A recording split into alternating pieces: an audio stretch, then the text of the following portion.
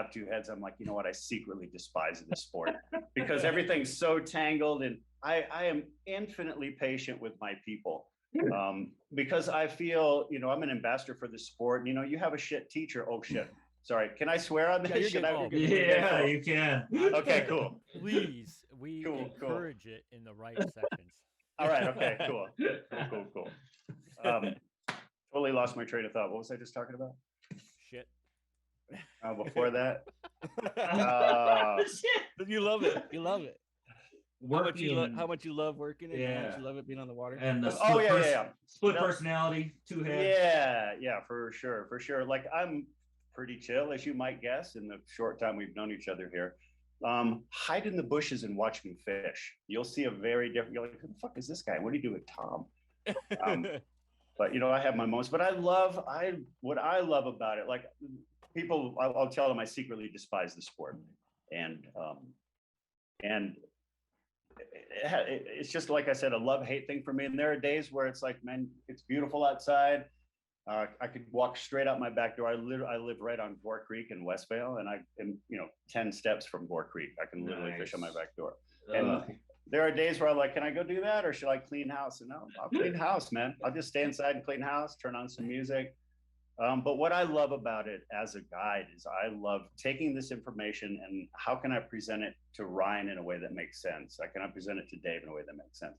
Right. And so who are your favorite customers? Newbies or people that have a little bit of talent? A little bit of skill? Newbies, because they're a clean slate. And it depends on the person. The person who has a little bit of skill is, if they're a good listener, we can cover some territory. What I tell people is this: I'm like, look, I cannot guarantee you that you're going to catch a lot of fish today. I can absolutely guarantee you will leave a better fisherman. And that is not necessarily a testament to my skill. I mean, it is in part, but what it has to do with how I show you how to fish the Eagle River, because it is not an easy river to fish. No, it's not. It's not an easy river to fish at all. Right. How long have you been guiding? I'm rolling into my 9th year right now. Okay. And I fished I fished my whole life. I've only fly fished about 2 years before I started guiding. And the original owner of Minturn Anglers was, I just went in the shop a lot and I had a lot of questions and just got to know him. I waited on him and his wife. I worked as a professional server. It's really easy for me to talk to people. I've just over the years become very accommodating, which I think is a good skill to have as a guide. And he was like, man, you should try to guide sometime. I'm like, what? I don't know anything about it. He's like, all you need to know is more than the people before you. I was joking with my people today. I was like, they were like, yeah, this is our first time. And the one guy was like, it's your second day, right? And I'm like, actually it is. Yeah. So I know more than you guys. Nice. That's good. But, what did you do before this, if you don't mind me asking? I've worked as a professional server for a long time. I also lived in Southeast Asia for a number of years. I traveled there with a couple of buddies back in 2002. I don't know if you guys remember the Bali bombings that happened in the nightclub down there. It was in Bali. We were in Bangkok when that happened, and I remember security went up, and that was super intense. And then we spent about 8 weeks traveling through. We flew into Hanoi, did the whole coast of Vietnam, overland through Cambodia, checked out Siem Reap and Angkor Wat and all that stuff,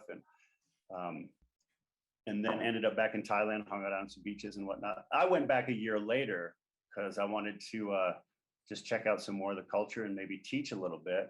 I took a job with the university and stayed for 5 years. And I ran the writing department for 3.5 years, something like that, almost 4 years. Awesome. Yeah, so that's where the nickname Professor comes from. I like it. Yeah.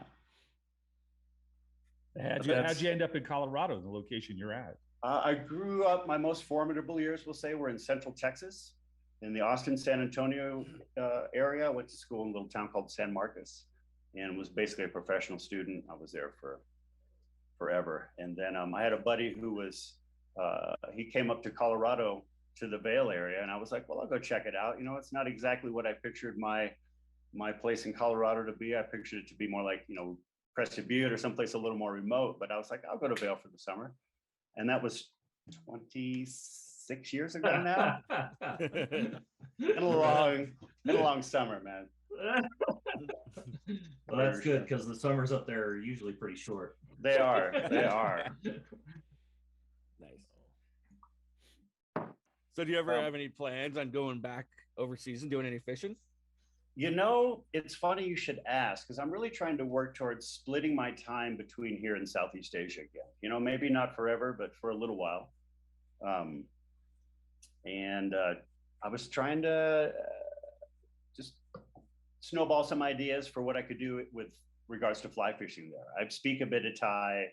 I understand the culture. My roommate is Thai, oddly enough. I just had a new roommate move in. And yeah, I have considered going back. I saw something not too long ago. There's this guy who has these ponds, and he has all these exotic fish in it. And you can go fly fish there in Thailand, but he has to be like really, really careful to keep them there in those ponds because they could just go nuts in the rivers out there and destroy the locals, so to speak. But yeah, I think eventually I'd like to get there. I just like to go there and do some fishing myself. You know, I never did when I lived there. Oh, it'd be a blast. I know way up north you can catch these, I think they're called golden trout. They're really cool looking. Very big scales and these big gold sort of half moons across them. They're really cool looking. Yeah, because I mean, fishing there is so much different. My wife's half Taiwanese, and so understanding the concept of, I've done some research on like the Asia style. I got a buddy that works for Fairflies that helps a lot in the Asian community over there, and man, they just look at fish so differently. Like carp is a perfect example. It's like we look at carp like, oh, everybody thinks it's trash fish, which nowadays it's definitely getting more popular through the fly fishing community. But over there, dude, they love chasing carp.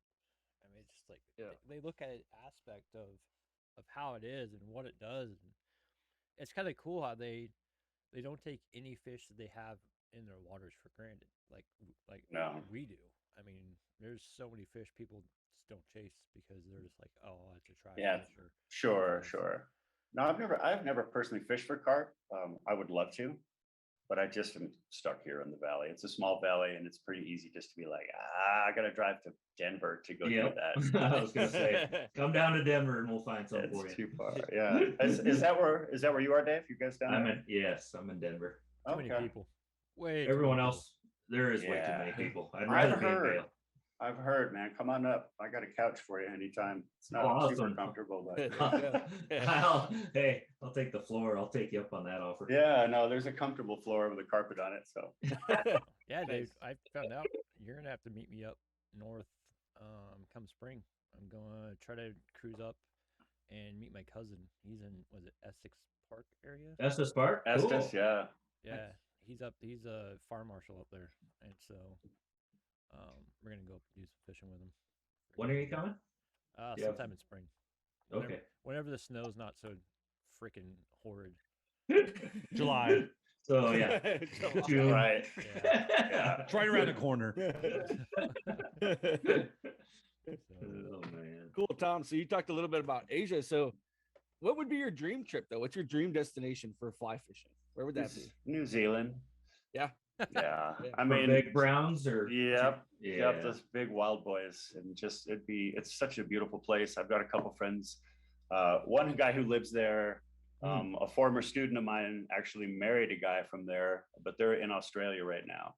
So they live in Perth. Would you prefer the channel rainbows and browns that you see everybody catching on YouTube, or would you prefer taking the hike and going and chasing those wild ones up in, I guess they really aren't wild, but they're the off the beaten path ones? Yeah, I mean, that would be the preference. That's where I'd really like to go. And something actually I haven't done any of and would really like to is some saltwater fishing.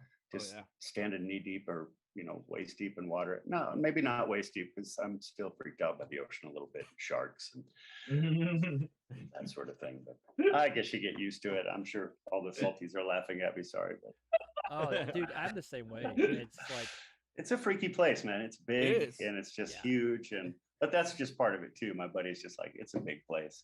I got a buddy, John Chappell. He calls him Shap, down in Maui. Does sea kayak tours there.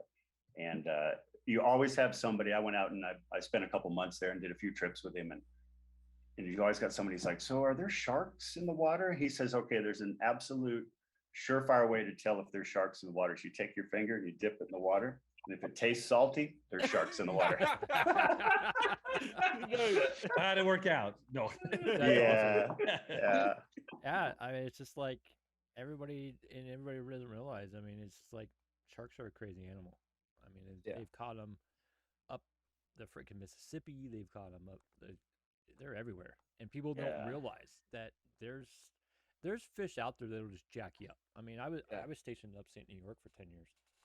The pike and the musky fish up there, man, they're just as much assholes as the freaking sharks are. People don't realize that. Really? Will they like actually attack you?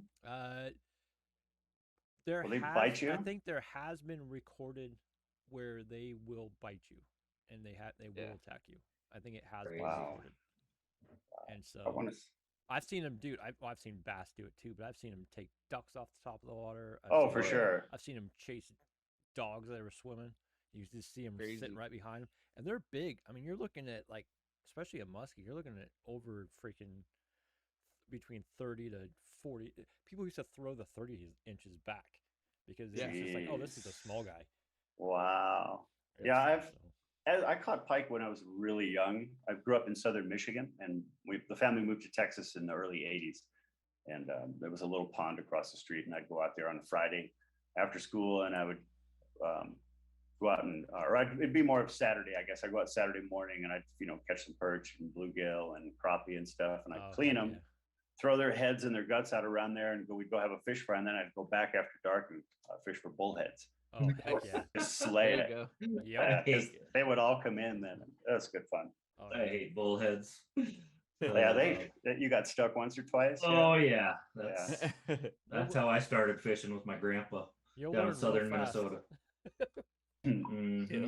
Yeah. So that trip to New Zealand, you said you have a friend that lives there? So you have a place to stay? I could take 8 or 9 guys. Yeah. I don't know. I have to talk to him. Okay. I'm not exactly sure where he is. I've got another friend who's around Christchurch, which I hear is beautiful as well. Gotcha. But yeah, he has talked to me. It's funny that you asked that. He actually reached out recently and just said fly fishing trip to New Zealand ? Yes. Yes. Yep. Yeah. Even an option. Yeah. Well, is it though? I mean, can you even get in? Are they allowing travelers in? Yeah, no, I heard they're locking down tight. Are they locking down? And so, are they re-locking down? Because I know, weren't they talking about opening up for a little bit? I mind you, what I read was like a week and a half ago. They were just closing the doors and all sorts. Wow. That may have changed. I think I saw that too. Now that you mention it, can we do that? Yeah. Like state? That'd be nice. Never mind. Well, if or when it opens and you have an extra, seat available on the plane with you, I'm glad to go. Dave, you fished a little bit. Just out of curiosity, what was your dream spot that you got to go and check out and nail? Alaska for sure. Yeah. Yeah, and I've got one coming up in May to go to Costa Rica to fish for some jungle tarpon.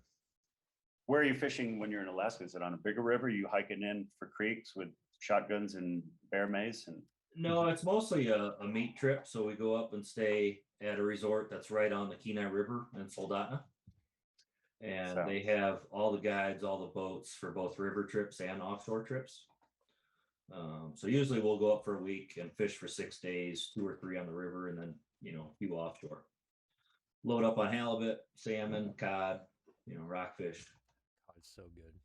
Oh yeah, it's all. You get to take it all home. Yep, they fillet it right there. They flash freeze it, and then they pack it in insulated boxes, and you bring it home as checked baggage. Awesome. Yeah, it's super fun. So much cheaper to bring home as checked baggage than try to mail that shit. Exactly. Yeah, that's why we pack light. We just bring a carry-on so that when we come back, we have hopefully 2 50-pound boxes of fish. Nice. Yeah, if you haven't done it, I'd highly recommend it. And I know a good resort. I'm going soon. We'll put a plug in for them. For sure. Have you ever Riverbend Resort? Have you ever fished for sharks? Have you ever done any saltwater stuff? I did fish for sharks. I think they were black tip down off, well, in the Gulf. I think it was down in Louisiana, or it might have been Texas. I can't remember now. It was quite a few years ago, but it was fun. Yeah, I hooked one 6 months ago. I hooked a shark. I was down in Florida. Did you? Yeah, there was 4 of us and the boat captain, and for 20 minutes we chased that son of a gun. Oh my Talk gosh! smart. He cut to the shallow end, the shallow parts of the water. The captain saw it go and goes, "Oh, we're not following there.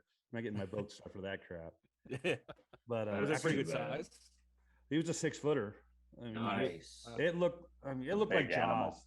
It looked like Jaws. He and I were in the back of the boat. Everybody else was in the front. I don't know how it happened, but he and I both looked to the right in the water. We saw the shark just belly flashes. Oh, And man. you see the whole, you know what I mean? The whole silhouette of the shark was white. And he looked at me. Did you see that? I go, oh, yeah, I saw that. Pull John's line. We don't have a big enough boat. And then 2 minutes later, we hit it, and then it just ran and ran and get 10 feet from the boat to take off another whatever 1,000 feet or whatever it's going. So It's a we lot of broke it fish off. to Broke the wrangle. line off. Yeah, I broke it off. It was enough. You know Was it a white shark? It was Sorry, gray, I'm and I sorry. think it wasn't a black tip. I didn't really get a good look. He's Its like, fin yeah, came out. there was white on it. It had a lot of Okay. teeth. I was white. Yeah, it was in the Yeah. water. Did I Yeah, say white that part? It was bellies. in the water. Yeah. Man, Too you know funny. what fish that I've heard people fly fish before, but just because it's more of a like catfish style. I would love to catch a big sturgeon on a fly rod. Oh, right. Yeah. And it's just like, I mean, we've got some monsters here, whether Yeah. it's in the Columbia or the Willamette. There's some. Well, how deep are monsters. those? How deep are they? Are they deep Bottom? water? Yeah, they're down on the bottom. Yeah. Yeah, Those we're things get- talking I think 80, the 90 feet. Columbia's like 80 or 90, and then there's some 100 spots in there. I wonder how tough that. Like, I know some people. Dude, You sturgeon can are go so out and cool. like get a tag or whatever. You have to like apply, and you. I think they like legally snag these things. They just like throw huge treble hooks and like legally snag them. But you got to have like a certain tag or something to do that. Yeah, here you just have to have. It has to be 36 inches, or to 6 feet you can keep. Anything bigger Wow. you have to throw back. Anything smaller you have to throw back. But to pull Anything out, bigger, it's probably gonna pull me in. oh well, there's, Yeah. you can look up the Pacific Northwest and sturgeon, dude. There's ones out there that are 9-10 feet, That's crazy. and they're just absolutely tanks. And That would be an exciting ride. when they come out, because they jump too, dude. When they come out of the water, like all 9 feet, it's fucking amazing the way they Yeah. just hit, and they fight like think Dang. of like a bus. Yeah. And it's Pulling a just like- Volkswagen off the Yeah. bottom of the water. And it's I've talked to guys that have taken like just an insane amount of time to get these fucking things in, and I couldn't crazy. imagine. I got pretty lucky, man. Tom, I've done not even enough to say I've dabbled in it, but I've thrown a couple flies in some saltwater. Rob and I had a buddy. My wife's from Louisiana, so we go down there at least, every year, every other year. And she's way down on the South Coast, and we do. I can't say I've ever landed one, but I've definitely thrown a lot of flies for bull reds. Had a couple hits, but what I did hook, when I was down there fishing with Seawolf, we went down and we fished. We were fishing this channel, so it's kind of marsh and there's a pretty deep channel. And man, something just like smashed my fly. I thought for sure it was like a bull red because it was like November time frame is a big fish season, and I set that hook. Well, it turned out is this crazy. It's called a sail cat, so it's like a saltwater catfish with like this big spike thing off the top of it. And that was a wild ride, man. I I've thought seen for sure, those. dude. Yeah, those are cool. Those are really cool. So that's the only saltwater fish I've had a chance. I mean, I've caught like little reds and a lot. I've caught a ton of sea trout, but like for something big and powerful, that was the best one I got. I mean, I went once as a kid. I was 19 with a couple of buddies. We just went down to South Texas, and this guy Jimmy Crouch, who's probably long dead now, took a little charter out for the day and just got really drunk and sunburned and caught jackheads and Sounds like a good threw time. them back. Yeah, it was fun. We were kids, and yeah. Hey, anything that hooked, and that's the cool thing is too, is just going out. And to me, it doesn't matter what I hook. I mean, we got a lot of species in the Pacific Northwest that we get to chase, and it's just like, I don't care what hits the end of the line, man. As long as it freaking gives a decent fight, Yeah. I'm good. That's why Sure. I'm not like a huge salmon fishing kind of guy. And guys are probably gonna be like, "Oh, you're a fucking idiot." But I've caught salmon before, and you're just pulling up a log. They just bury to the bottom and do Right. that. Steelhead are a different setup. Those things are fucking nuts. Um, but I love the fight. I want that challenge to get it in and stuff. So it's always fun. Bluegill are the biggest assholes on the market. Yep. Right beside smallmouth. I mean, it's just like those things will fight to their death. Yeah, they're so much fun to catch. They are fun. When I have, whenever and most of the people I check out, quite honestly, are beginners in the high 90s. And I'm like, there ought to be, with certain people, you try to encourage them because they're really interested in it. They really wanted to try it. They're really getting into it. And I was like, you don't have to drop a lot of cash. You can get a little combo set up. It's got the rod, the reel, the backing, the line, the leader. You take it out, you put it together, you go fishing. So put on a single fly, go down. You doesn't even have to be moving water. Go down and find a little pond on your property. There'll be a little mess of bluegill. Pick one out, drop it on his head. They'll eat it every time and run like hell. You can just, have a good time right there. Heck yeah. Dude, that's what I've done a lot of times. It's just like everybody's like, oh, we got to go out and catch that 10-pound trout or 10. And it's like, nah, just come out here, spend the day. There's days that all I've done is chase bluegill. And I've had so much fun. So much fun. Yeah, I'll hook up with a buddy whenever I go back home to Texas, and we'll go fish at least once. And it might be some little creek where we're sitting on these little sit-on-top kayaks, and we're literally going through neighborhoods in Austin, Texas, but pulling little bluegill and bass out. It's fun. Nice. We'll go take my nephews down, and we'll go down to Guadalupe and throw some dries and just try to catch a little bluegill and stuff. Oh yeah, I mean, shit, you can throw a bare hook and you're gonna catch a bluegill. Yeah. As long as they see the flash, then you're good. Yeah. They're good to eat too. The size of a fly that they'll hit, man. Those things will hit a streamer. Yeah. Oh, yeah. It's like, how did you fit that in your mouth? Crazy.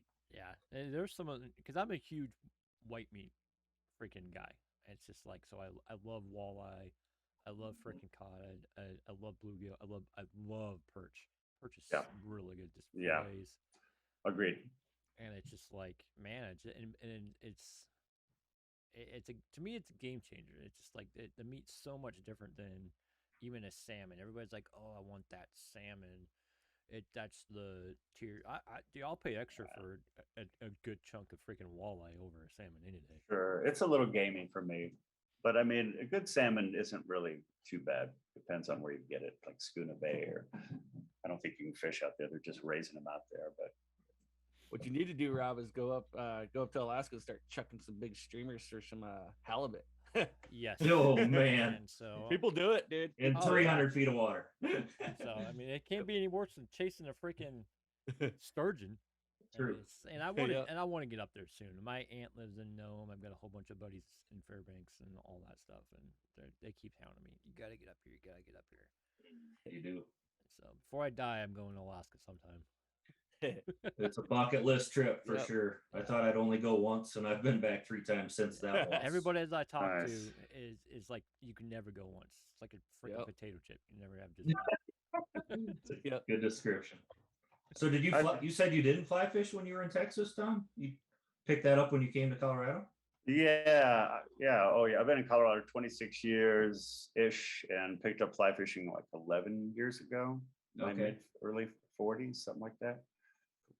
And you've been guiding for 9, you said? 9 years. Yeah, I hated fly fishing when I first picked it up. Couldn't stand it. It was. I hear that. That's such a common freaking response to that too. Everybody's like, "Oh, I fucking hated it." It's the most trash. I caught everything but the fucking water.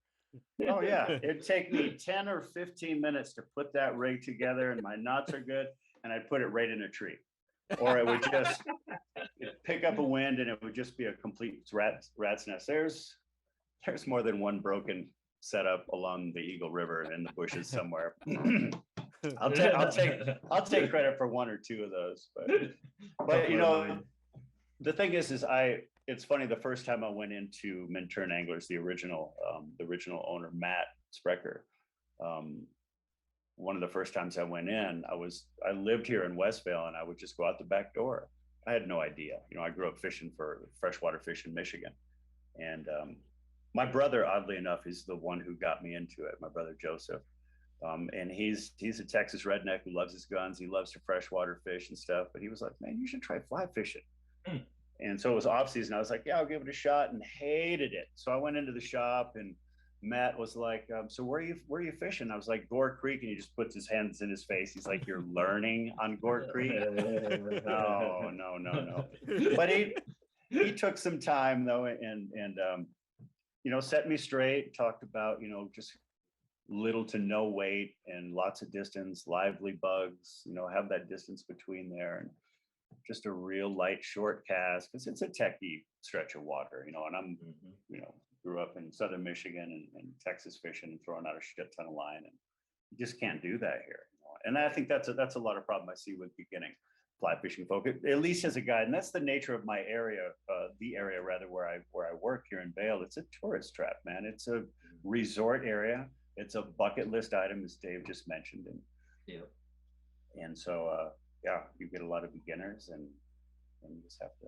That's got to be be patient. Experience as a guide. So, at like your tourist area, my side of the hill. So I'm in Oregon, and I'm like saw the Grateful Dead there in '94. Nice. Amazing. I'm surprised you remember. Right. That's it was two question, shows. Remember? 2 shows with Jerry. I remember a little bit. I remember there was this girl just bawling and wringing her hands, and it was tears of joy. She was just standing there looking around and like, "Oh, this is amazing." It's a good time. Was it Pelosi? Oh, heck yeah. Yeah. But it's just like brown acid. when it comes into like the guide surf, like you said, that I looked into being a guide, and I give mad respect for the guys that do it in tourist areas. I mean, it's like my side, there's not a lot of fly fishing. Everybody's a gear guy and they chase salmon. Sure. Bend's a different story. I mean, it's a big fly fishing destination, and they've got a lot of junctions there where they can shoot. It's just like that's got to be. So how do you deal with that when because you get such a variety of personalities coming through. You get the guy that has to have the best. He looks like a fucking Sims catalog when he walks out. And then you get the guy that freaking, hey, I'm just a blue collar guy. I'm showing up in my shorts and a t-shirt, and I'm gonna do. Do you tend to? Is it easier to deal with the guys that are? I guess I don't want to say assholes, but freaking on the hey, I'm a macho guy, and then the guy that just a blue collar or just a standard guy that scrounged around to save up for this trip and needs a little help. The Eagle River levels the playing field pretty quickly. I will say that much. And I'll read the people. One of the things I ask when I reach out to them is, are there any medical or mobility issues? Because that can determine where we fish. And then if they're real beginners, I'll try to find a stretch of water that's pretty consistent, pretty laminar. We don't have a bunch of eddies and rocks to mess with. And man, we just keep it simple. I find that people, I just try to be extra nice with people, and I'll play the hard ass and swear if I have to sometimes, but it's clearly hyperbole and it's clearly for fun. God damn it, what are you doing that again for, whatever. So and we have a laugh or whatever. But what I try to do is just make people feel comfortable. And I'm like, look, I'm gonna throw a lot at you right now in my casting clinic and whoever I'm doing a casting clinic with. But what I do for the people is just oversimplify it. Because everything you tell them, no matter how many times you say it, as soon as they hook into a fish, it goes out the fucking window. That rod comes up and they're reeling and they're dancing. I had one lady who, like, the fish is running upstream and she turned the reel and was wrapping it around her hand and pulling it away. And she did so good before that, but boy, she caught that fish and she was just terrified. It's exciting. I still do that. Yeah. It is. No, it is. It's great. The tug is the drug, right? Yeah, 100%. 100%. What I try to do is just keep it really, really simple. I'll take a minute and I'll explain, here's what we're going to do. I'll just watch me here for a second. I keep it overly simple. Don't touch the line. Some guys teach the trigger finger to start. I do not. I'm like, if you're comfortable with it, go for it. But if you're not really used to it, you're guaranteeing you're going to lose your fish because they get a death grip on that line and they rip it right out of their face. Yeah. Some people forget, but let's just simplify it. So, just get a little more than the length of your rod out, let the river take it downstream. And I find, I've been thinking about this actually for my tips, but that I want to help you out with, is there are 3 little sections that people really screw up. And I'll tell people, like, I tried it today and it worked okay. I'm like, I want you to remember stop, lift, swing low. And so if you're right-handed, this would, if you're having to visualize it, you're standing on river right. If you're left-handed, you're on river left. And what I see a lot of beginners will do is they'll just take that rod and they're looking at their rig instead of where they want to cast, and they go like this. And I'm like, and it always goes right next to them and swings, right at the end of their rod or into their legs. I'm like, right. You got to come up, and I want you to stop. Make sure that you're turning the rep. When you grab that reel, your thumb and that reel should line up. So wherever you turn that reel, your thumb, that reel's going to follow. Because sometimes people will turn it up and they've got it sitting up on top and they're trying to reel like this. And so stop, then push it out. The lift comes in the mend, because a lot of people don't lift when they mend. They got to lift that line off the water and mend it. And then the swing low, of course, is for the hook set.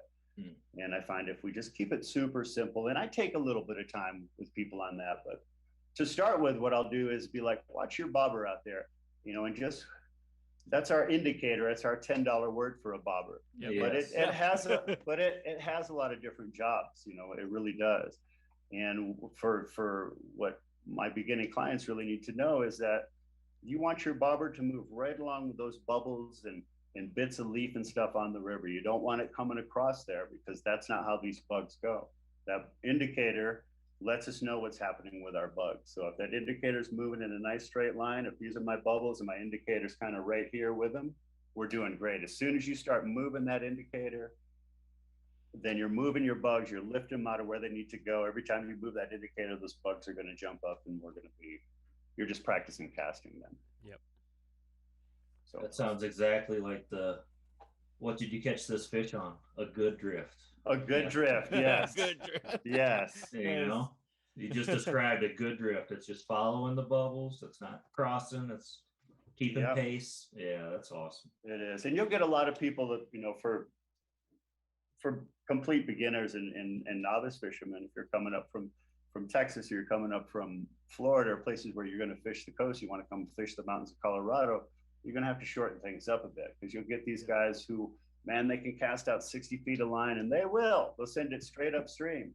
Yep. And then all that line hits the water, and the river just grabs and starts yanking it downstream, and they've ruined their drift. So shorten everything up, man. Shorten it way up. I learned that real fast when we all linked up and went to Wyoming. I fish big water. That's what I'm used to. It's either big still or big rivers, and it's just like, man, when we went to Wyoming, I was like, holy shit, it's like my rod is longer and wider than this fucking river. It's crazy. Little bitty techie stuff. Oh yeah. And angles is another thing I encourage people to think about. I've got this he's a cardiologist, and he's like, I want to go to school today, and so I'll take him out and we'll find some techie water, and I'll be like, all right, where are we standing? Where are we fishing? Where are you casting? And he's gotten a lot better. He texted me after his most recent trip. He's like, man, I went from catching 1 fish to catching 5 or 10, because he was casting too much line out, and he wasn't getting those good drifts. I'm like, you don't need all that line out. Keep it short, keep it sweet, sneak up on these fish. If you want to get to that spot, take a couple steps. Keep that line short. Lift it up when you need to, mend it upstream, downstream. Be patient. So I got a question that it's what everybody throws around here. So my area, if you do fly fish, and people don't really look at it as fly fishing, but switch or spay rods are huge here. And that's something that I've looked at that technique, especially with a switch rod. When you get into those small areas, it sounds like it's kind of like how it is here. You get in on a shoreline, and holy shit, you might have a foot of clearance behind you.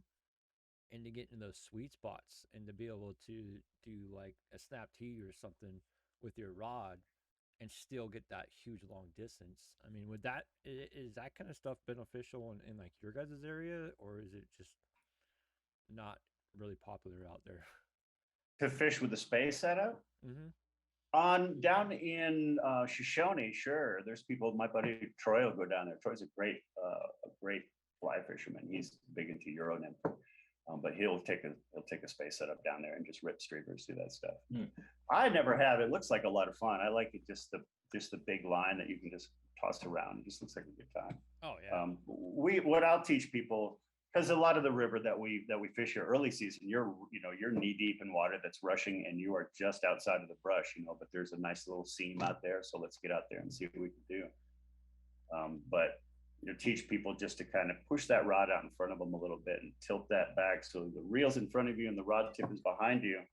And then remember, like, you're not swinging a tennis racket, you're not throwing a softball, you're kind of just pushing it straight down. And one of the phrases I use with people, it's like you're holding an umbrella over your granny's head, kind of tilting it over her head because the wind's strong, and then you end like you're holding a frying pan in front of the stove. And a lot of times you see people, they end way out here like this. Oh yeah. And this is, shows. that's yeah. Right. But it's more let that rod do the work, and you'll get these guys who come out and they're used to fishing, for bass back home with 2 feet of monofilament and a little spinner, and they'll just huck it out there. You try to do that with a fly rod, you were all now you're standing on the shore and I'm telling you terrible jokes and I'm retying your rig. Yeah. You got to just bring it. I tell people, imagine you're standing under a rainbow and just take the rod tip like you're the Statue of Liberty and just push it down right here. And it just take your time. It's a painfully slow start with a quick stop. And it takes a little bit with people. It takes a little time. But man, I haven't had a client yet who hasn't eventually got it. One guy really, really struggled. I mean, his son, I wanted to hug his son. He had a teenage boy who I honestly would have been quite embarrassed. This kid was so nice and so encouraging. He's like, come on, Pop, you can do it. And man, the guy was just fucking up. He just couldn't get it. He couldn't get it. 2 left feet and all thumbs. Here's your and a spinning nub. rod, buddy. Good luck. Yeah, but you stick with it, and he caught a fish. So Awesome. mission accomplished. Yeah. Cool. I thought we weren't going to talk about that day my son and I went out with you. Thanks, Tom. I'm sorry. There you go. I'm sorry. So do you, because something that I got into, and Dave and Gary, especially Gary's seen, how effective it is. You get a lot of guys up there Euro fishing. Yeah, I actually guide Euro nymphing from time to time. There's me and one other guy are the only people who do it at the shop. Dude, I love it. It is see, I'm a big meat guy. I love chucking streamers, but my buddy Kent, which he is a dirty hooker when it comes to fishing,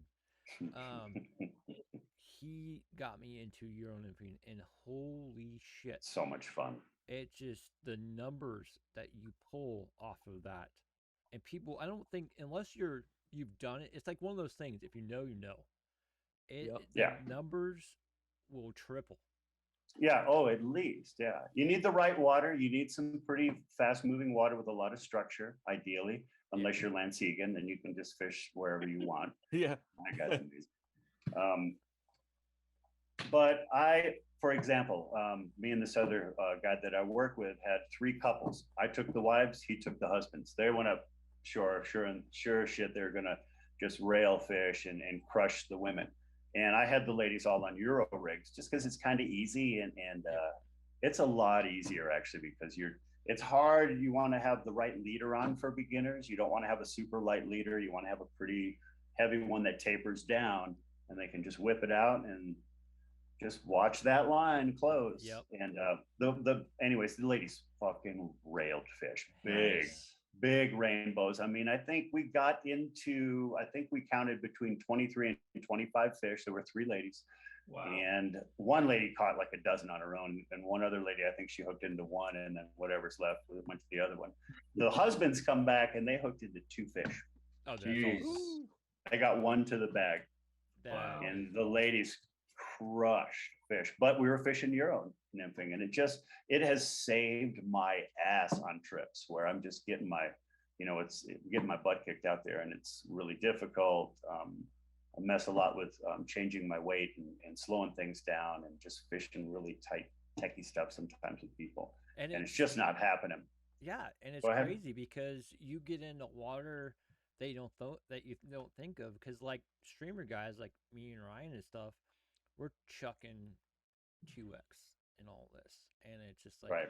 if you get the right setup and all that, like my buddy Kent, I just built a new Sage Euro rod. The sensitivity, and then being able to, and understanding the concept of that big 10-pound rainbow that I just yanked out of the water with freaking my 2X. Now I'm fighting them with 3X freaking float line and 7X freaking tippet. And it's just like, and I'm getting the same aspect because of the way the rod's fighting. I'm be able to fight it almost the same exact way, which is, it absolutely blows my mind. Yeah, I fished 2 weights with these people. Yeah, 10-foot 2 weights. Mine's a 3. Right now it's a 3. I think the new Sage is, I think I have to look again. I think it's a 2 or a 3. Yeah. And These are, I just use for clients, most of my clients, like I said, have never touched fly rods, so I don't drop a huge amount of cash on them. These are the Orvis clear waters, but the 10-foot 2 weights are just, there's so much tippet protection. That thing will just bend in half. Right. I'm like, just hold on, just hold it there. Don't move all over the place. Just hold it right there. Yeah. Dude, let that fish run. Dude, those clear waters are like the multi-tool. Yeah, they're great rods. Yeah, you can chuck them, you can beat them up, and they hold up really well. It's a good workhorse for sure. Oh yeah, for sure. Tom, I'm curious. I mean, obviously, as a guide, you're constantly giving advice. But if you were to think back 10, 11 years ago when you were kind of starting out fly fishing, what is some of the worst advice you got as a beginner? And maybe you didn't know it at the time, but in hindsight, what is some of the worst advice you've ever had on the water? To become a guide. Who gave you that advice? No, I'm kidding. No, that was some of the best advice I got, actually, was to become a guide. That was Matt Sprecher, but man, I mean, it's funny. I was looking over those topics, and that's when I just couldn't. I was just trying to come up with something that somebody had steered me wrong on, and I just haven't been, man. We have at least when I first started, it's crazy how it's blown up over just like the last 3 years here. Yeah. But it was easy to find a place where you wouldn't even see anybody, right? And everybody was like, super encouraging and stuff then. And I remember a guy coming up because I didn't know about reds. What the fuck's a red? Mm-hmm. And I'm just out there like these huge fish, and I'm trying to catch them. And I come back to shore, and this it was a bunch of guys from a local shop. And again, this is before I was guiding. And they were out there doing river cleanup, and he comes up, and he was so nice and so polite, and just like, hey man, just to let you know, you're fishing real close to those spawning beds out there. I'm like, oh, is that what those are? And he was so nice and whatnot. And that stuck with me. As a guide, I am an ambassador for the sport. And I have actually, I co-designed and taught a 2-day fly fishing school for Minturn anglers for a couple of years. And it was 4 hours of lecture with me, and we just talk about real fundamental stuff, and then you go on the river on day 2 with a guide, and they just stand there, arms crossed, and scrutinizing your every move. But the idea was by the end of it, you would be able to go fishing on your own. And shit, I lost my train of thought again. We all do it. I blame Jerry Garcia. I'm glad you brought that up, though, man. Honestly, Tom, because I feel like, and I really do, I think it's a lot of it's the social media keyboard warriors out there today. I know what you mean, man. Like people fishing reds, and all this and that. And I think we just need to be nice about it, because everyone assumes everyone knows everything. That's right. You see someone fishing a red, you're like, oh, they're fishing that red because they know there's big trout on it. No, well, maybe they literally don't know. Maybe you should, just like they did to you, like you have approach to be the situation kind. nicely. You have to be kind, and I always am. What I was going to say is it's really just blown up over the last few years. Yep. And since I started guiding, it was really easy to find a place where we didn't see anybody else. Yeah. But now you go down to chip ponds and on a Saturday, and people will roll in, they'll low hole you, they'll high hole you, they'll go across the river. And I haven't fished Deckers, but I'm told it's a lot like that there, where people just roll up on you. And I used to say something. On weekends, I don't say a word. And now instead of saying anything, I just wave and smile and make sure my people fucking rail fish right in front of me. There you go. That's what I'm talking about. That's so fishing. That's the best feeling when somebody rolls in on you. Dude. And you yank a monster right next to their boat. It happened. Well, I'm a wade guide. I used to be a Wading, raft yeah. guide. I've rode the Grand Canyon. I can row a boat. I prefer to wade guide. And I had this husband and wife out who had fished once or twice before. It's a fucking gorgeous day.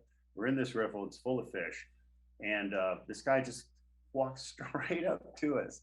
He high holes us big time. He was in water. He was fishing really small dries from what I could see. So he wasn't really bothering us, but he was really close. He was closer than at least the 2 to 3 cast minimum. And so all of a sudden my guy hooks into this pig and we get it in and he's kind of looking down, and then the wife hooks into a fish and the husband hooks in. So we're doubled up now. Nice. And I get their fish and I look, and Homeway's just kind of walking back upriver with his head down. Heck yeah. Take the walk of shame, bud. Yeah. And I mean, you're not, I've worked with guides who will give people an earful, hands on the hips. Are you really going to fish there? And I'm like, come on, man. And I don't say anything, you know, you got your program, bro, you run it how you want, but I'm going to be nice because we are ambassadors for the sport. And what I was going to say earlier, when I mentioned that I co-taught that class, is at the end of the class is I would tell people, like, you know, like it or not, you are an ambassador for this sport now. So be nice.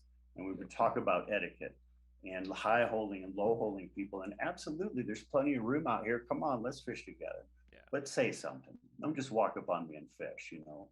You want to say something. And I would tell them, you know, just go up and say hi. And what's your plan here? You know, you cool if we go up to that rock? Or it might, you know, I've had people come up and I'm like, yeah, you know what? Actually, if you go to that bend, that would be awesome because we got about an hour left and we're going to fish that pole next. And so just be nice, be patient, be kind. Don't yell at people. It's not your fucking river. Yeah. Oh, dude, that. True story. See that, and that's the nice thing about here, or at least where I'm at, is I can go out and pretty much jump on any chunk of river, and I'm not going to really run into anybody. It's just because it's such a big salmon steelhead. So during trout season, unfortunately, my trout season, our river's shut down at the end of October to May, like mid-May. And what do you mean shut down? No more trout fishing. Oh, okay. And so they just keep you off? Yeah, they're just season. You can still chase salmon, steelhead, and everything else. You just can't chase trout. Do you have grizzlies there too? Or come out and we don't. We have black bears up in the hills, but we have them here too. I saw 3 this year on trips. And so sorry. It's really nice. Is like when I get out there, it's like even whether we're floating, ours are a lot of drift, especially when we're hitting the rivers. But it's nice to have the raft or the drift boat just because it's big water. But man, it's just like when you go over across it, that like exactly like you said, that can make or break somebody. Like, what if that's somebody's first time being on the water? And you're like, hey, you dumbass. It's like, and then I've had people come up and like, I like fly fishing, but these guys are assholes. I'm not dealing with that. Yeah. It goes both ways. I mean, 4 weeks ago, I was in the Provo and I was on the river with a buddy of mine, a beginner, and we were struggling. Didn't know the water, didn't know what's going on. The fly shop said none of the dries are working, but everything was working off of dries. So I'm sitting there scratching my head. What the hell? And this guide and his customer walked up, and guide's like a 20-year-old, and he says, hey, you mind if we fish the other side here? And I was like, no, thanks for asking. No problem. Get in. And then the guy turned around and goes, hey, try these flies. He saw us struggling. Man, for the next 2 days, I killed it off of this kid's flies, off this guy's flies. I was like, if it wasn't for him, I would have struggled probably for another 2 days. Karma, man. Figure out what this was. Wow. It goes both ways. That's great. It is nice. I try to be nice to people for sure and give them a couple flies. And even, I mean, I had this one kid roll up on me with his girlfriend. They come, we were fishing pretty good ways up Gypsum Ponds. And these guys come down along the fence and just hike down the river and low hole us. And, you know, he's kind of a bigger guy. He's flexing his tattoos and whatnot.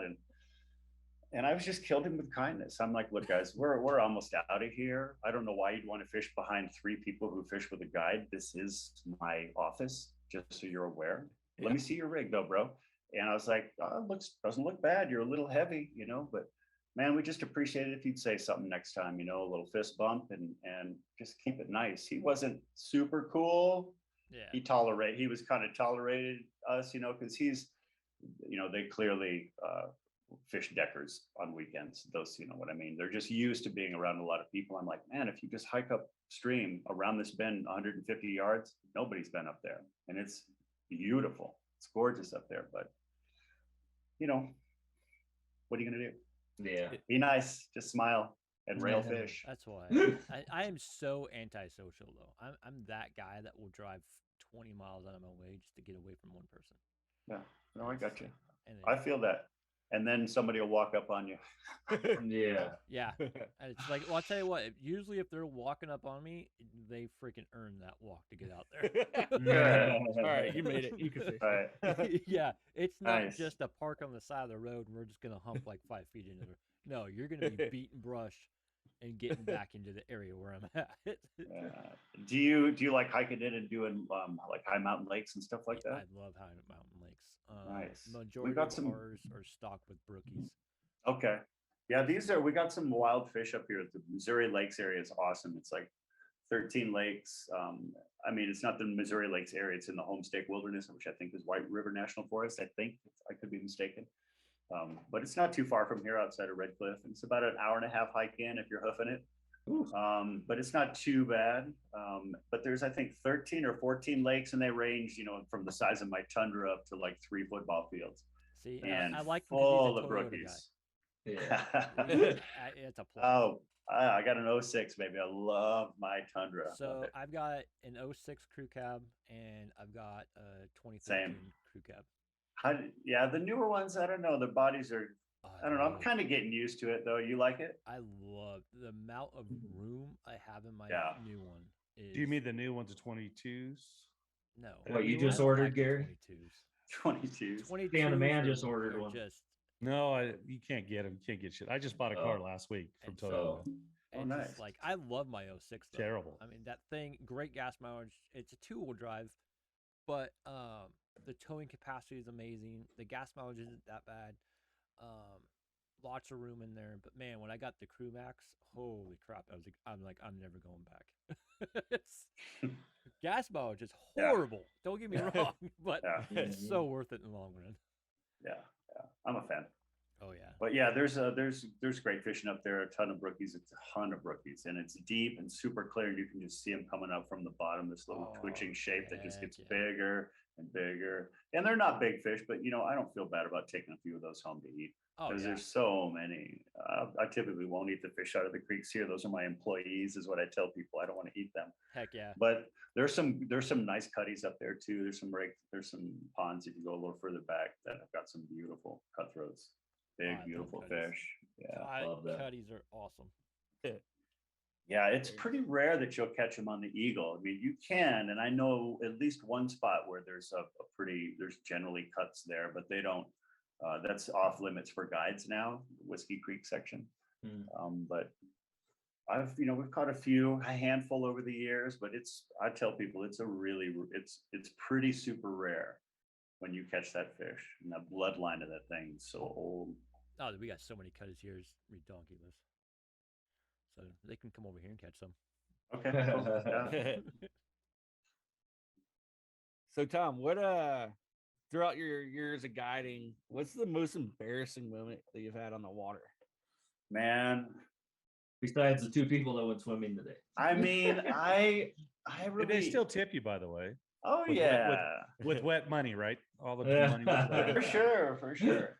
Man, Take this $5, buddy. thanks, man. I get that Sunday edition I've been saving up for. I appreciate that. To be honest with you, and again, I was racking my brains for this kind of stuff. I don't really have any embarrassing stories. I mean, there's a couple of gross stories. One old timer. We're on a big trip, and this is embarrassing for him. He comes stumbling upstream, soaked head to toe. And I was like, "Oh, did you take a swim?" He goes, "Oh, no, almost had a BM accident." No, he fully had a BM accident. Oh, It was all over his boots, and it was disgusting. I was told I didn't see it. He wasn't fishing with me. It was all a part of a big group, and I think we had 4 guides, and I had my 3, and he just came stumbling upstream, whatever. Yeah, that was pretty awful. That is gross. What is Whoever I was- was gonna say, what is the one thing? What is from your customers? What has somebody said to you that just shocked you? Like their knowledge was greater than yours. You're running to that where somebody just. No, not really. I find most people are pretty. There's been a couple people like I had. There you go. There it is. No, it's nothing like that. It's just like I have had to tell a couple of people, hey, don't guide the guide, because they want to, they think because they pay for the trip, they get to run the show. I'm like, listen, man, you pay for my program. That doesn't change. I'm taking you out here to show you a good time, and I promise we're going to do that. But some people just get a little antsy. I just do my best to calm them down. I'll tell you one thing that was kind of shocking. He was this one guy, and I'm pretty tall. I'm just shy of 6'4". And this guy was a couple inches taller than me and probably 60 pounds heavier, big boy, all clean cut, good looking kid, athlete, college kid, whatever. And just not somebody you'd want to bump into coming out of a bar in the wrong kind of mood, and he was so squeamish about the fish, not just like, hey, I ain't touching that. He was just like, ew, he was just making faces and, oh, that's disgusting. He was just terrified, absolutely terrified of the fish. That cracked me up. What the heck? And that's one of the funnier things is you have people that they really have a hard time picking up their fish sometimes. And I've got some great video. I don't know if I could track it down or not, of like one lady who she'd reach in and she'd reach in and she'd almost touch it, but eventually they do it and they pick it up. And there's only been like, I think 1 or 2 people that I couldn't talk into it. And the thing is I present it to them like there's no option. I'm like, all right, we're going to pick this fish up and take a picture. And one guy recently, I could see like it was all over his face. He didn't have to say a word. He's like, I have to touch that fucking thing. Are you kidding me? Does it bite? Does it? Like, yeah, exactly. Does it have I'm like, no, I'm like, just be gentle. I say, don't grab it because you're going to scare the shit out of it. Browns, for whatever reason, I find here on the Eagle River, are like puppies, man. They'll just chill. You can see them, like you'll feel them kind of tense up and you're just gentle with them. You'll feel them just kind of relax and they don't mind being picked up. Rainbows, not so much. Yeah, rainbows. Cutthroats, they do. And cutthroats hate it. Whiteys will just the whole time. They just don't. They just won't hold still. Yeah. But what I'll tell people is, hold him out like this, fingertips on his belly, thumbs on his back, and pick him up like one of the guides that we work with, Ryan, says, hold him like a hot bag of M&Ms. Just you don't want to squeeze him. That scares him, and just be real gentle and put him out there on a little gun rack and just hold him up. And I'll say, stick him out so he looks really big. And that, like right there for you guys, it elicits a real genuine laugh. And there's a little photo tip for you. You're just like, all right, touch my camera so he looks huge. And people laugh and you get a couple of quick pictures right there with your iPhone. They're really genuine. And so that's something as a guide, if there's any guides out there, man, take pictures, take lots of pictures, get the scenery in there. These iPhones and these new phones take amazing pictures. Use that portrait mode, use those different things, and give people that little something extra. They really do appreciate it. They love that stuff. I think we just got a guide tip on you, Tom. Hold the trout like a bag of hot M&Ms. I love it. That is awesome. I can't take credit for that. Hey, Tom, does it work if it's a half a bag of M&Ms? Because I'm usually hungry when I'm fishing. Yeah, that's probably a dead fish. Yeah, he's gonna get a lot. What's that Friday flop? The Friday flop. Yeah. I'm just excited to rewatch this and see your whitefish dance again. That was pretty good. That was really good. I think that's really important on holding the fish, because a lot of people, obviously we've all taken the time and have been in the industry long enough to know like how to hold it and why to hold it. A lot of people don't realize is that everybody tries to get that glory shot, but where they're holding it, and like, okay, yeah, you're squeezing his heart right now, or for sure. Just the fundamentals of how to do it's been out of the water for too long. You've had for sure. This is like the 15th time we've lifted this fish up to get this picture. Yeah. If it's really warm, and we keep a really close eye on that. Minturn anglers, we really do try to be responsible, and keep thermometers. I'm checking when it's warm and checking temperatures. When it hits 65, we're done.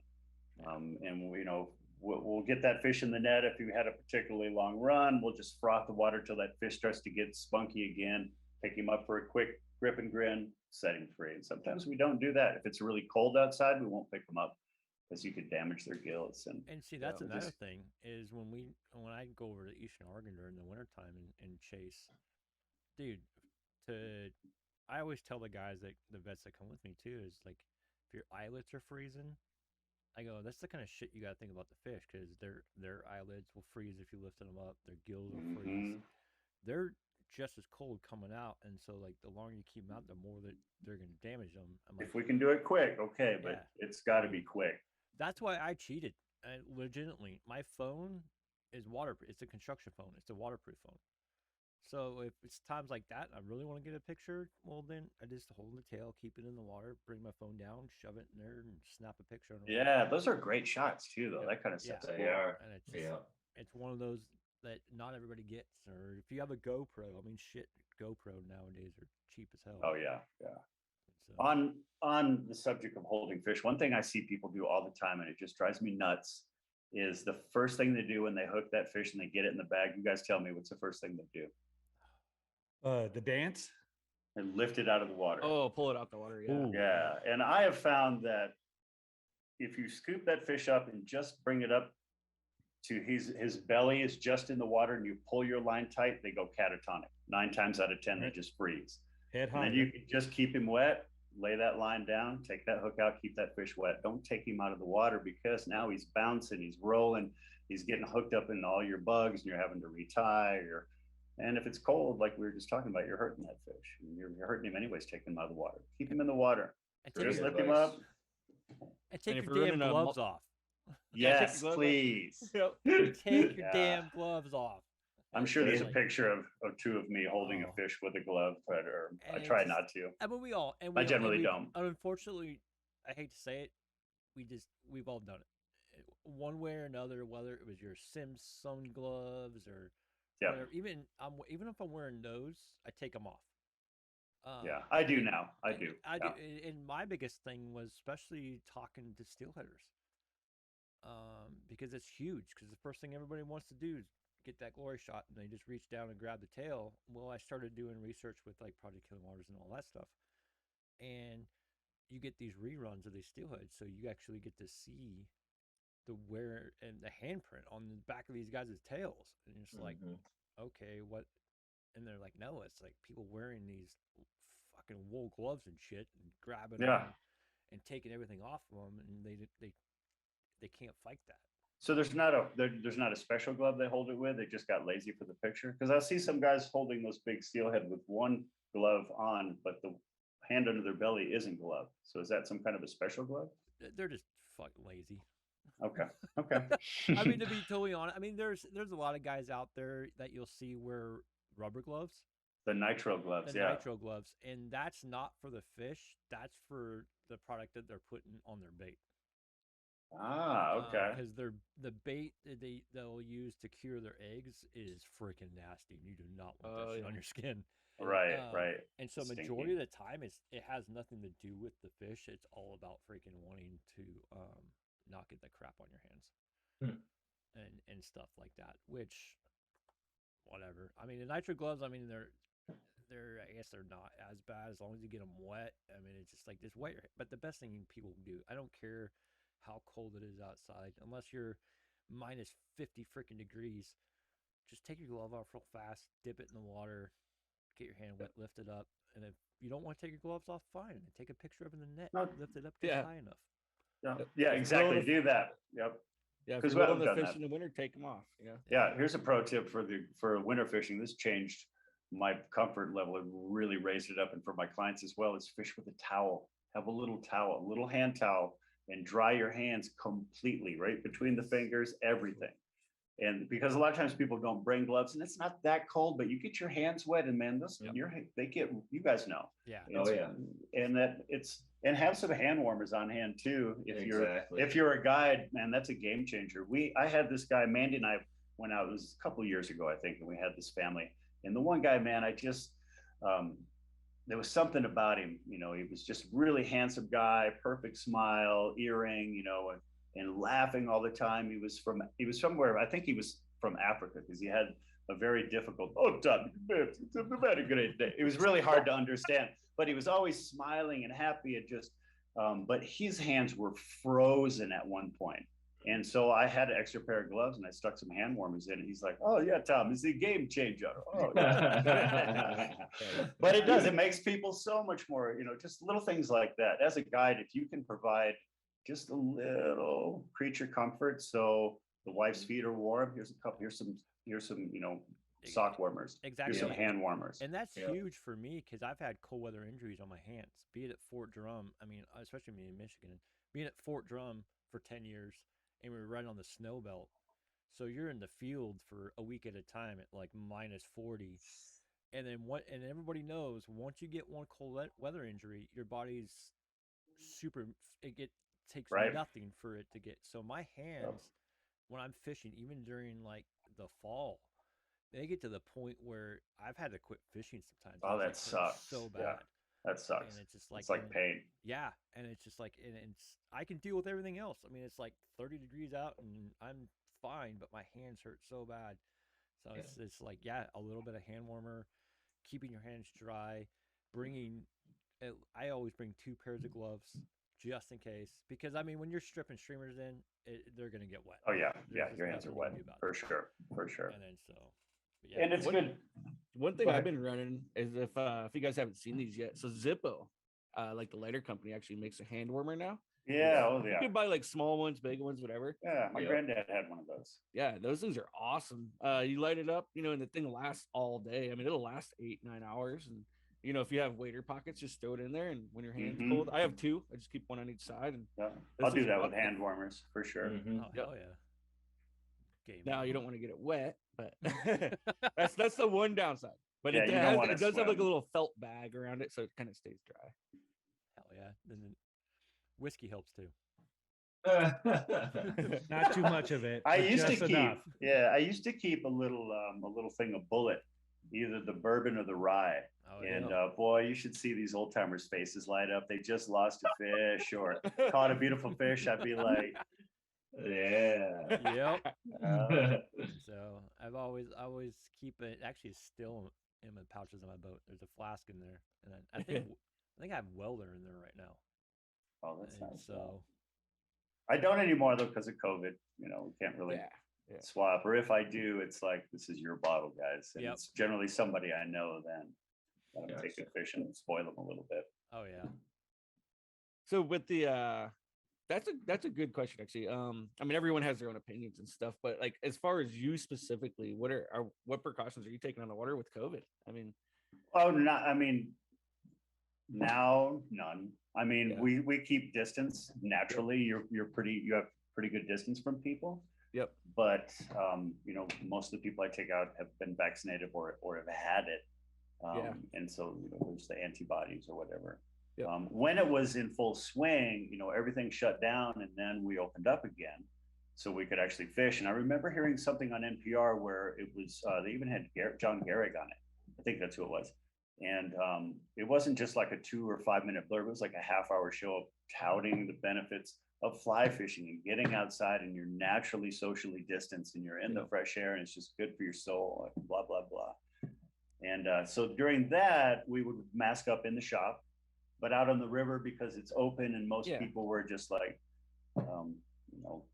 we're good or we're vaccinated, or this is even before the vaccine was here actually. So then we just kept our distance from people. Cool. And kept it. We had masks at the shop and hand sanitizer and stuff. And so it wasn't a big deal for me. I know it is for a lot of people, but I just looked at it as like, it's just a common courtesy. Like, you don't fart in an elevator unless it's your buddy's. You don't pee in your buddy's pool. You could. It's your right as an American or whatever, I guess. But I don't mean to make light of that. I want that to be clear. I mean, it's out there. I mean, obviously, there's a huge difference between how it's handled in Colorado. I hate to say it. And then to Oregon.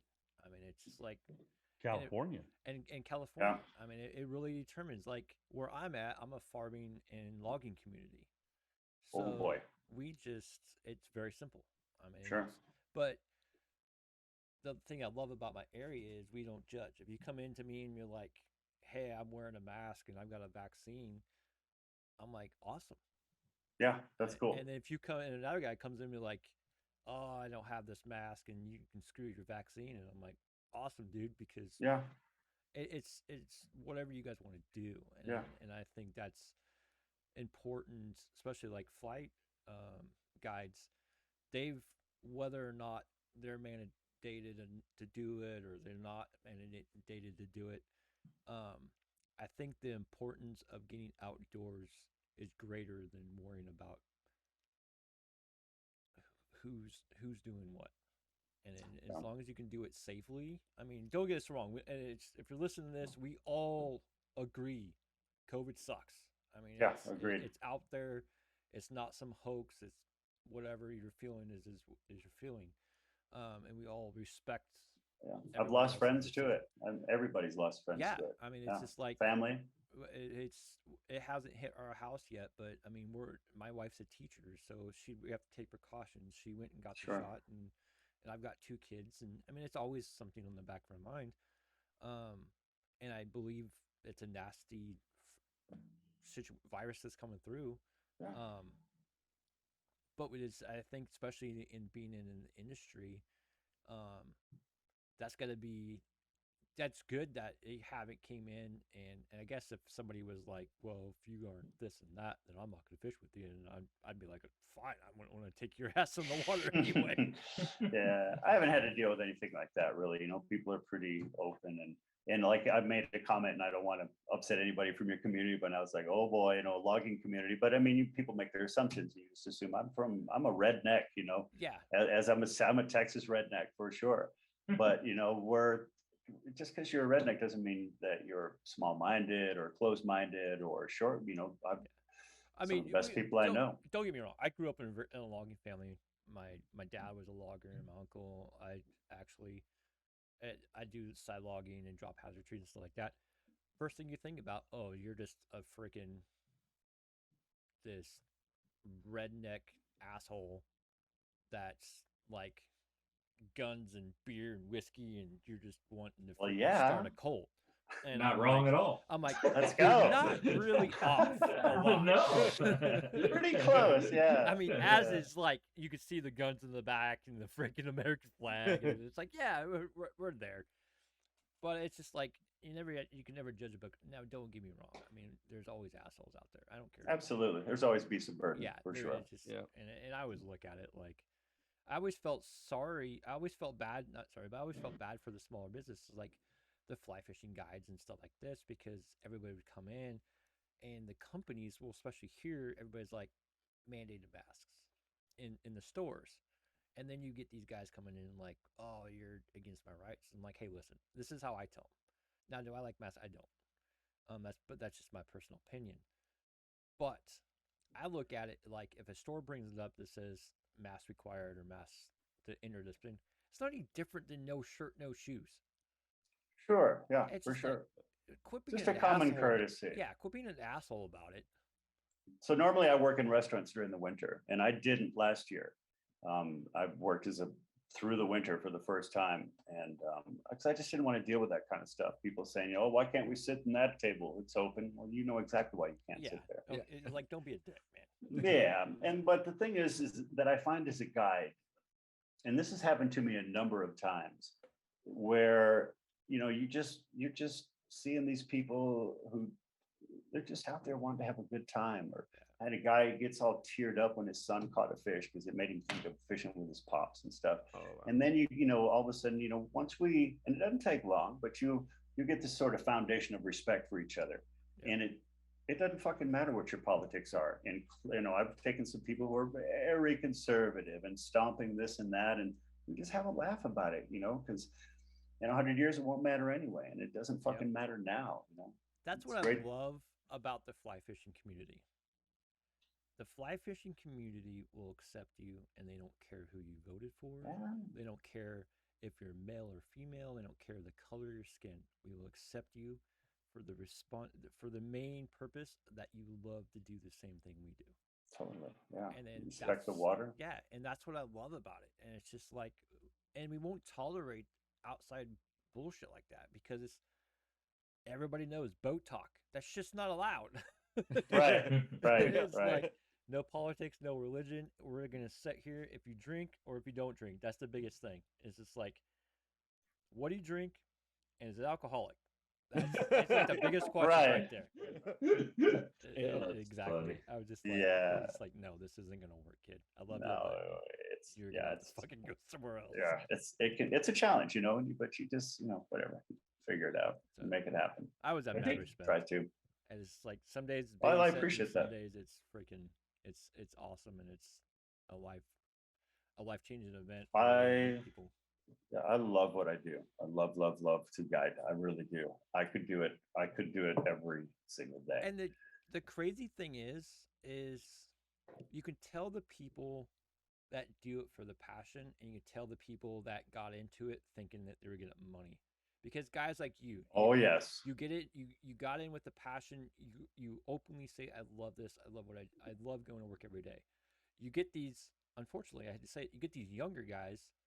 That's true. That come in thinking, "Oh, I'm gonna go be a guide. I get to get all these pro deals. I'm gonna get this money," and they realize it pays worth a shit. And now they're like, "I fucking hate my job. These guys are assholes. I don't want to do this." And it's just like, well, they still make pretty good money here, and it's been, you have those guys. The real downside to that is a lot of times they don't care about getting better, and they'll just kind of stay at the same level. They don't ask questions. They fish the same rigs. The bugs are way too big, or they're way too heavy, or they're way too close, or they're not asking. What I love is when a new guy will kind of saunter up and say, "Hey man, the fuck are you fishing, man? What's going on?" And say, "All right, cool, man. Well, let me see your rig, and then we'll make a little change." And then I love it because then, a month later we go out on another trip and he's kicking my ass now. You know what I mean? It's not, we don't look at it like that. It's just like, we're a team. You have to be egoless as a guide. Yeah. And you just have to work together. You work those people. If you're together, you work them as a team. And it's not about, oh, my people are catching fish and yours not. No, it's my people caught some fish here. Now let's get your people up here because this is where they are. Let's get these people on some fish too, because it's about them. It's not about you and Instagram or Facebook or whatever your social media platform is. And that's part of it, and it can be. I've learned to kind of use it, but like I don't just follow people to follow them. I just pretty much everybody that I follow is somebody that I know or knows me, or we've had a connection on the water, or some connection somewhere. But yeah, and unfortunately, whether we like it or not, it's a double-edged sword. Social media is incorporated into everything everybody does nowadays. Yeah. And it's just like it's a great thing, but could be a pain in the ass thing at the same time. Sure, for sure it can be. There's just as many, if not more, people out there to ream your ass for not holding the fish right as there was for somebody saying, "Hey, oh god, great yeah." fish." Yeah. And I just ignore those guys for the most part. I don't really have that issue because I have like 700 followers or something. Please give me a follow. Oh yeah. At Tom Rushlow Flyfishing on Instagram. It. But I mean, I don't care if you follow me or not. But I mean, if you got a question, please reach out. If I can help you, I will, or I'll steer you in a direction. I can absolutely help you become a better fisherman. And if being a part of this, and I'm very thankful again, guys, for having me. Just gets me some more work. I'm psyched. I don't have to have 1 million followers or whatever, but if I can get the message out, like, hey, there are some guides out there that we really absolutely are passionate about teaching you how to fish. It's not about railing fish. And I've had days where we go out and there'll be 2 guides and 4 dudes and we'll catch 100 fish before lunch, and that's no bullshit. It happens some days. But then you're just like, oh yeah, I caught another fish, Yeah. And I had another lady where we worked, her and her nephew came out. I'm sorry, her son-in-law came out, and he caught 1 fish, she caught 2, and they were psyched because they were proper fish. They were nice fish. They had to work their asses off for them. And I was like, man, it's kind of a slow day. She goes, what are you talking about? This was fucking awesome. We caught fish. We had to work for it. I love this, so, Heck yeah. I love it. I love it when we have a good start. I prefer a strong finish. I've had days recently where we didn't touch a fish for 2 hours, didn't touch a fish. And so I'll hop in there and see if I can't find out where they are, what they're eating. Cause I know this water, I can make a good trip. And I'm just like, what the fuck? And all of a sudden it just turns on and they start hatching and those fish are on and it's a strong finish. And those days are awesome. But, there are also days where you just get your ass handed to you. You don't catch a fish. And most people understand, back on the subject of tipping, you don't tip on how many fish you catch. If you didn't catch any fish, do you still tip? Yes, you do. You know, because what you want to look at is how hard did your guide work for you? Right. You know, was he running around? Was he changing your rig? Was he, you know, making sure everybody's safe? Did he make sure you had water? Did he grab a jacket if you needed it, or even if you didn't, said, here, put this on. I don't want to hear otherwise. Put your hood up. You know, here, put this. You know, put this. I think this that's gator the on. biggest thing on tip. Tip on Yeah. how you're, because I'm like, we both know, not every fucking guide out there deserves a tip. They deserve No. a handshake and be like, hey, good, Right. thanks for coming. Yeah, I mean, appreciate the whatever you did. Yeah, and it's just like, but with that, I know I'm yapping. These guys are probably going, Jesus, Clark, shut up. But with that, Oh, I love it. Your fishing stuff. What's like your big fish story? What's that one that sticks out? There's been a few. I mean, just not.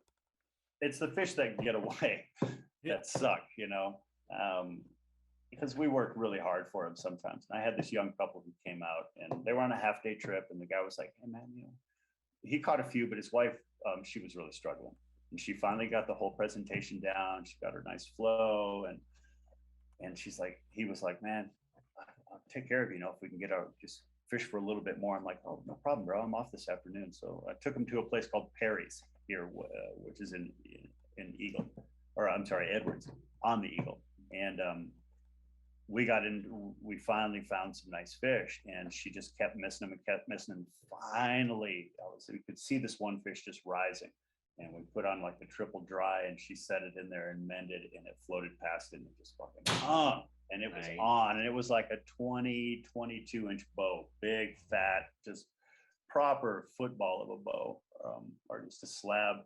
And it was upstream, downstream, between my legs. I got my leg up, it runs upstream, comes back between my legs, swims around my leg, and breaks off. Oh, it's like, fuck! At the top of my lungs. You know, and I try not to lose my temper or get swear, or, you know, I swear in front of clients and stuff, but like one of those. That when you drink some water?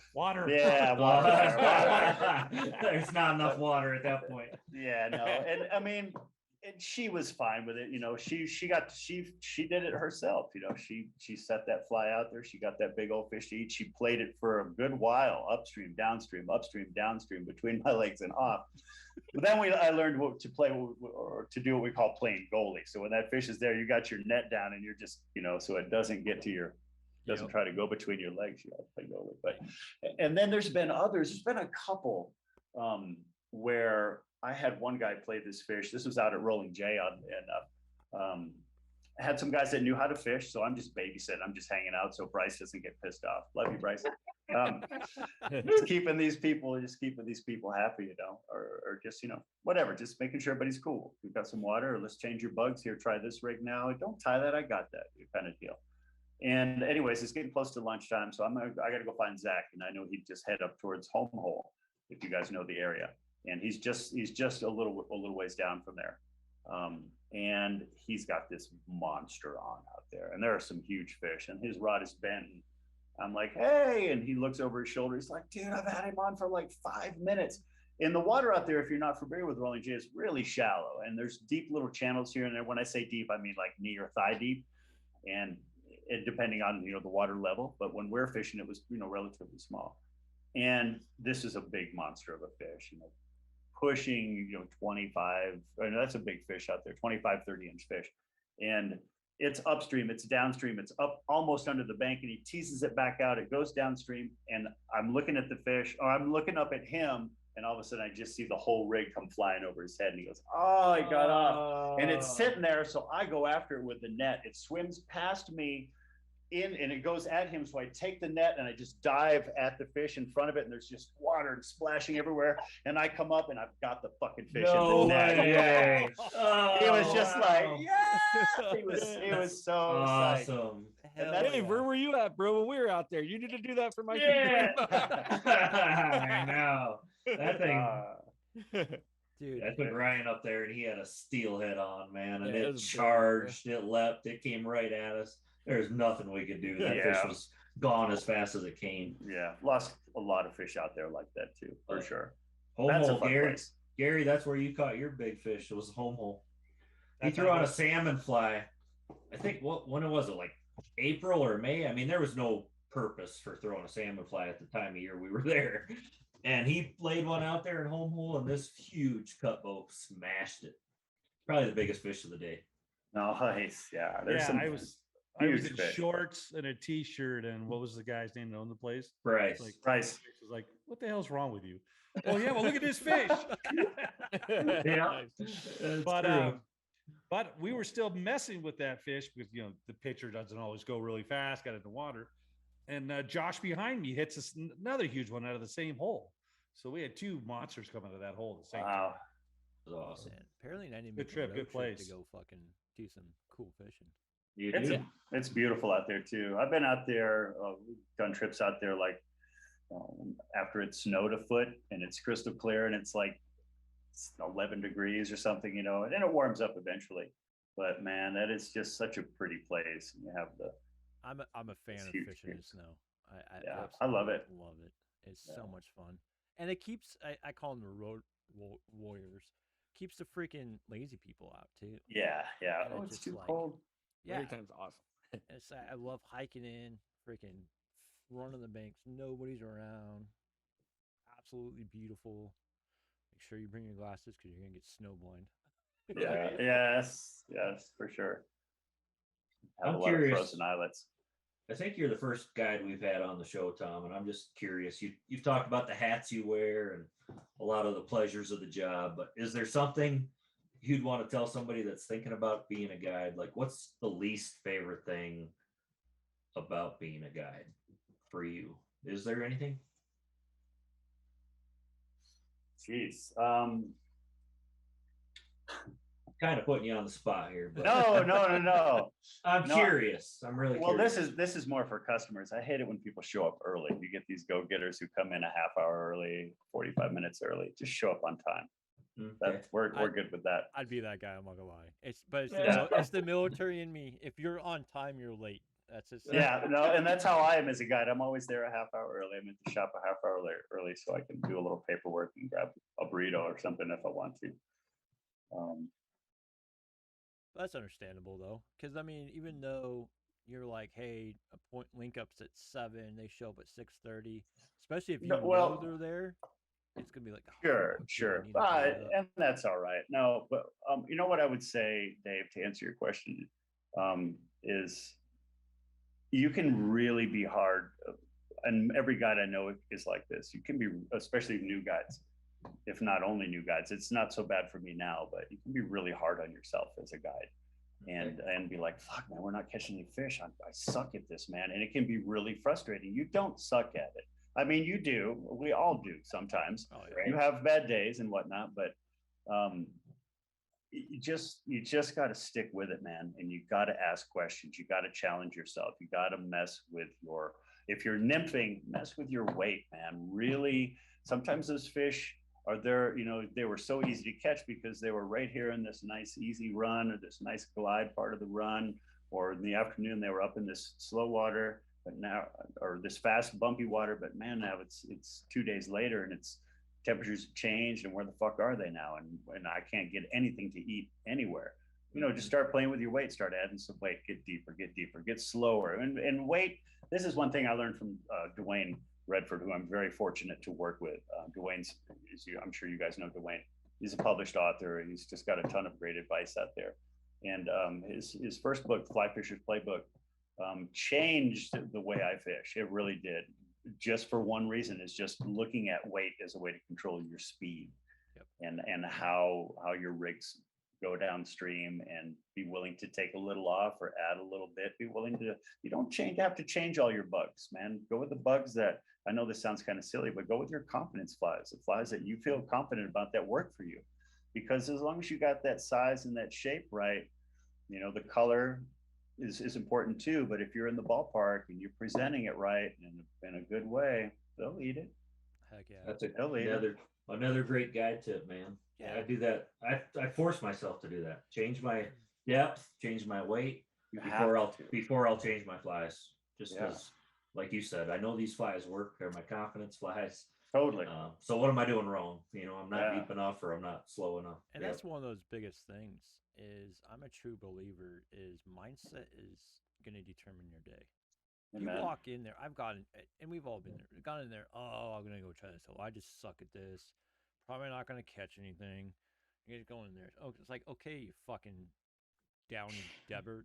Debbie Downer. Debbie Downer. Yeah, That's it. It's like, shut your mouth. You're gonna catch fish, and keep that mindset. Now, if you go out here and don't catch fish, I mean, shit happens. I mean, it's just that's why they say we're fishing, not fucking catching.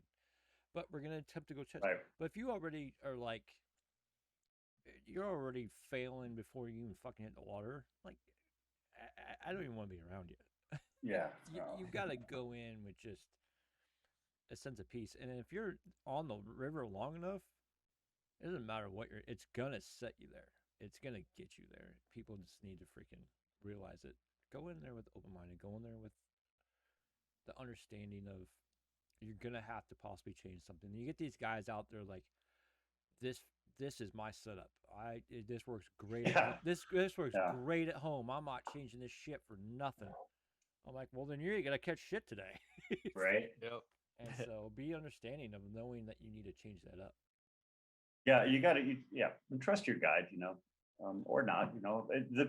As a guide for me, guiding another guide is tricky. A good friend of mine back in Texas, Dan McGrath, and that's how I met Dave, was through Dan. Dave's a guide, or was a guide, or Dan was a guide, and a good one, and just a great guy.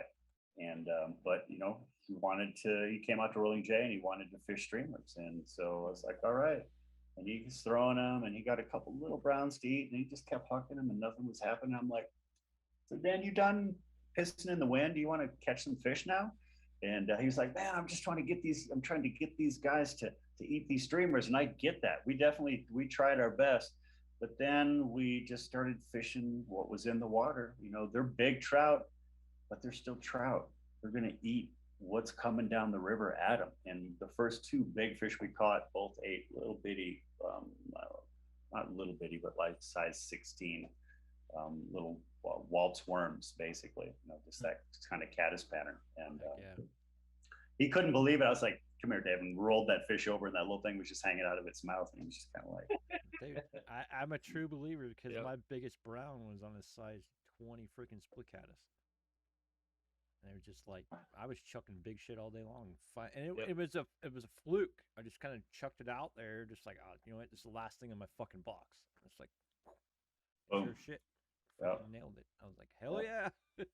I've found that in like heavily fished waters, and which is what the eagle has definitely become. It's becoming that way.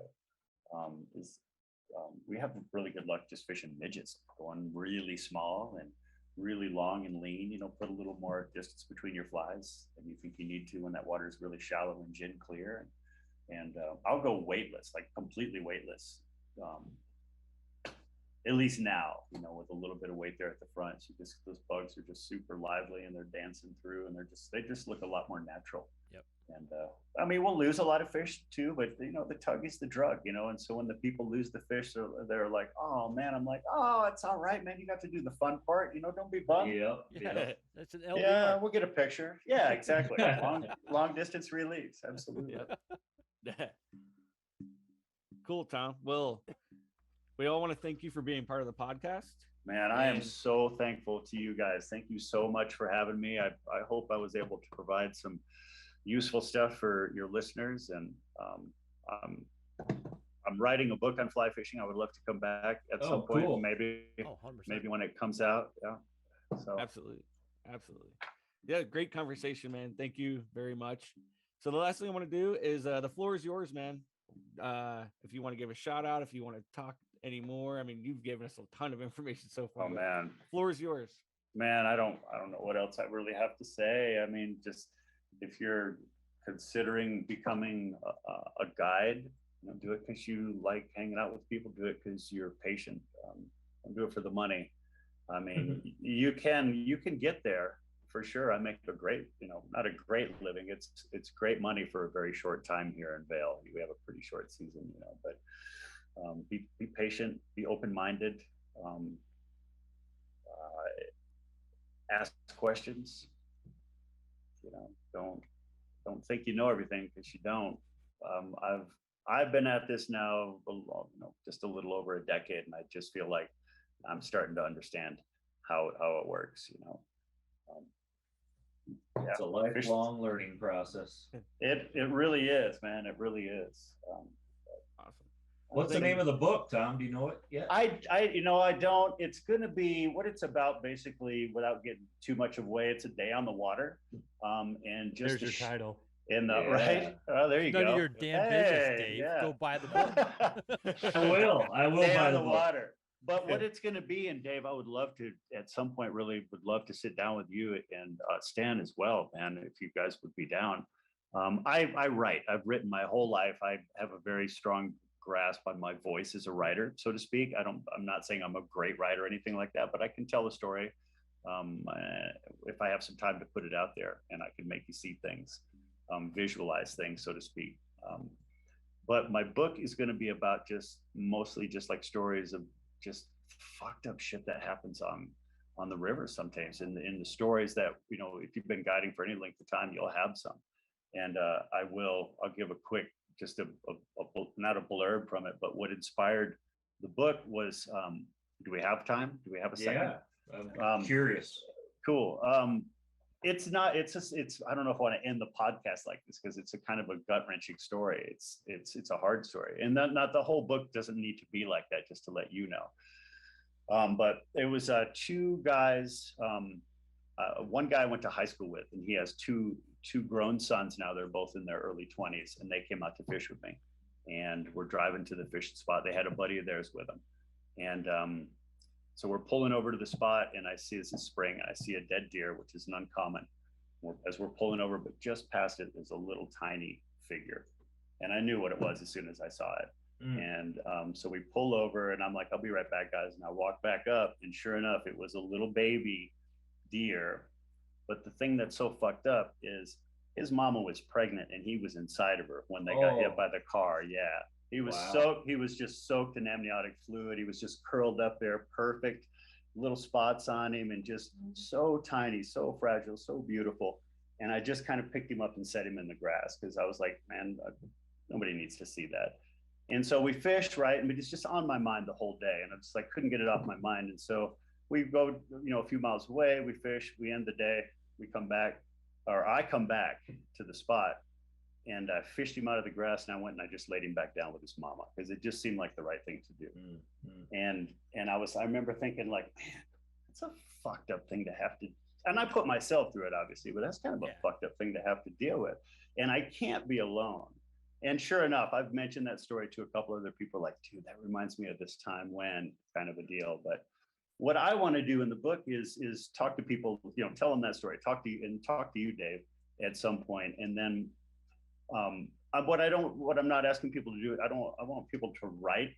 They can write it if they want to, but what I want to do is just talk to you and hear some of these stories, and then I'll write it, and it'll be, major contributor Dave Hansen, major contributor Mark Sassy, or whoever, you know what I mean? Heck yeah. And but it'll be that interspersed with, maybe a little bit of guide tip here and there for new guides who are reading the book and are looking for some insight in, or just people who want to see a little insight to a guide's world, and they work in an office building in downtown New York or something, you know what I mean? Yeah, right. I think that's gonna be awesome. Is reaching out to other guides and guys that have been on the water for a hot minute, and hearing their oh shit stories, kind of. Yes, exactly. Like, what's it's kind of like our podcast we love hearing that. That's the kind of aspects and the stuff that not a lot of people see, and not a lot of people even understand what even register. I mean, we grew up in a very wildlife area, so I mean, seeing fawns like that, I've dealt with that aspect of that, and people with elk, or somebody that'll come up across freaking cougar kills and stuff like that. And so it's just like people, and it's stuff that they're like, oh shit, I didn't even think about that. But you're out there 100, 200 days, that, a year on the water, you're going to see some shit, Mother Nature is not always nice. No, she's not. She's a fucking bitch, man. She can be, she can be rough. Karma. Yeah, And my answer. exactly. Oh, Oh.